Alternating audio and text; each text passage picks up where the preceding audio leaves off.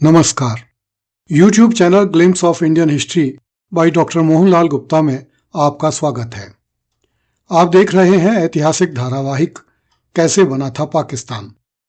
प्रस्तुत है 46वीं कड़ी, जुबान का सफेद किंतु दिल का काला, मोहम्मद अली जिन्ना।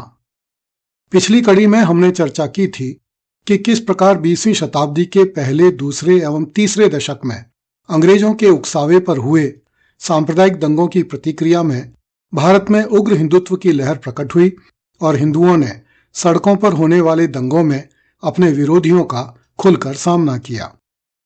हिंदुओं द्वारा दिखाई गई उत्तेजना ने भारत के सांप्रदायिक दंगों की विभीषिका को कुछ स्थानों पर बढ़ा दिया तो कुछ स्थानों पर कम कर दिया। अंग्रेज जो चाहते थे वह अब भारत की सड़कों पर खुलकर हो रहा था और अंग्रेज सरकार रेफरी की भूमिका निभा रही थी। भारत में इस काल की सांप्रदायिक राजनीति में मोहम्मद अली जिन्ना का योगदान महत्वपूर्ण माना जाता है।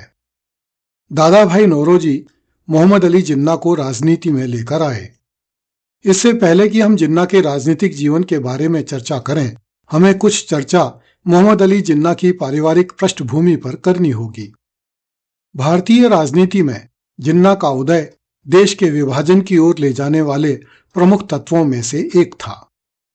मोहम्मद अली जिन्ना का जन्म ईस्वी 1876 में कराची के एक बड़े मुस्लिम व्यापारी के घर में हुआ था। भारत में ये बात प्रचलित है कि जिन्ना के पूर्वज गुजराती हिंदू थे, जबकि पाकिस्तानी ये मानते हैं कि उसके पूर्वज ईरान से आए थे।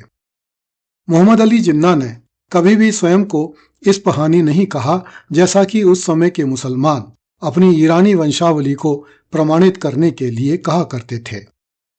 पाकिस्तान में कुछ लोग मानते हैं कि जिन्ना की वंशावली राजपूत जाति में है, जिसका अर्थ है कि उसके पूर्वज हिंदू थे।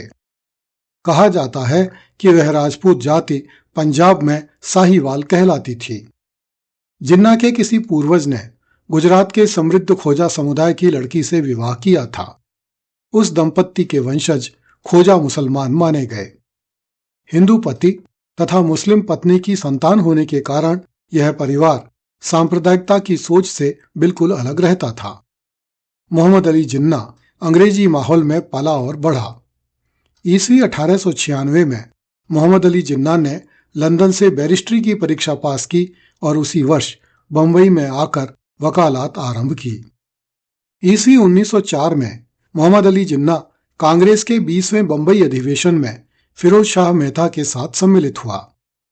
ईस्वी 1906 में कांग्रेस के कलकत्ता अधिवेशन में दादा भाई नौरोजी ने उसे अपने सचिव की हैसियत से कांग्रेस के मंच से बोलने दिया।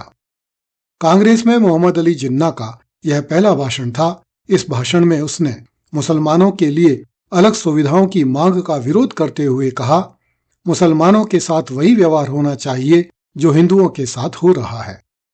इस प्रकार अपने राजनीतिक करियर के आरंभ में मोहम्मद अली जिन्ना राष्ट्रवादी था तथा भारत विभाजन के पक्ष में नहीं था। ईस्वी 1906 में ढाका में जब मुस्लिम लीग की स्थापना हुई और लीग ने मुसलमानों के लिए पृथक प्रतिनिधित्व की मांग की, तो जिन्ना ने उसका विरोध किया और कहा कि इस तरह का प्रयास देश को विभाजित कर देगा। ईस्वी 1913 में मोहम्मद अली जिन्ना ने मुस्लिम लीग की सदस्यता ग्रहण की, किंतु वह कांग्रेस का सदस्य भी बना रहा। उस समय मुस्लिम लीग तथा हिंदू महासभा आदि विभिन्न राजनीतिक दलों के सदस्य भी कांग्रेस की सदस्यता रख सकते थे। ईस्वी 1916 में मोहम्मद अली जिन्ना मुस्लिम लीग का अध्यक्ष चुना गया। वह हिंदू मुस्लिम एकता का प्रबल समर्थक था। इस विषय पर जोरदार भाषण देने का एक भी मौका वह हाथ से नहीं जाने देता था। ईस्वी 1919 में पार्लियामेंट्री कमेटी में एक गवाही देते हुए मोहम्मद अली जिन्ना ने कहा, मैं भारतीय राष्ट्रवादी की हैसियत से बोल रहा हूं। इस घटना के बाद भारत के राष्ट्रवादियों ने जिन्ना को एकता का राजदूत कहना आरंभ कर दिया। अंग्रेजों ने जिन्ना को पहचानने में अधिक विलंब नहीं किया। ईस्वी 1919 में बंबई के गवर्नर जॉर्ज लॉयड ने वायसराय मॉन्टेग्यू चेम्सफोर्ड को लिखा था, जिन्ना जुबान का सफेद किंतु दिल का काला है। उसके साथ कोई समझौता नहीं हो सकता, क्योंकि केवल वही है जो कहता एक बात है किंतु फौरन दूसरा काम करता नजर आता है। मोहम्मद अली जिन्ना दादा भाई नौरोजी की उंगली पकड़कर कांग्रेस में शामिल हुआ था, किंतु वह गांधी जी से बड़ी घृणा करता था।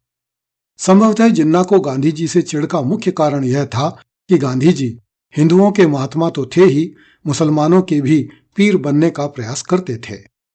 जिन्ना का स्पष्ट मत था कि कोई हिंदू मुसलमानों का नेता कैसे बन सकता है। ईस्वी 1920 में कांग्रेस के नागपुर अधिवेशन में मोहम्मद अली जिन्ना ने गांधी जी को महात्मा कहने से इनकार कर दिया और उन्हें मंच से मिस्टर घेंडी कहकर संबोधित किया। इस पर कांग्रेस के नेताओं ने जिन्ना का अपमान किया। अंग्रेजियत के रंग में पला बढ़ा जिन्ना हिंदी शब्दों का ढंग से उच्चारण नहीं कर पाता था, इसलिए वह गांधी जी को मिस्टर घेंडी कहता था। इस घटना के बाद जिन्ना और नेहरू के बीच दूरियां बढ़ने लगीं, जबकि गांधी जी ने जिन्ना को और भी अधिक कसकर गले लगाना शुरू कर दिया। कृपया इस चैनल को लाइक, सब्सक्राइब एवं शेयर करें।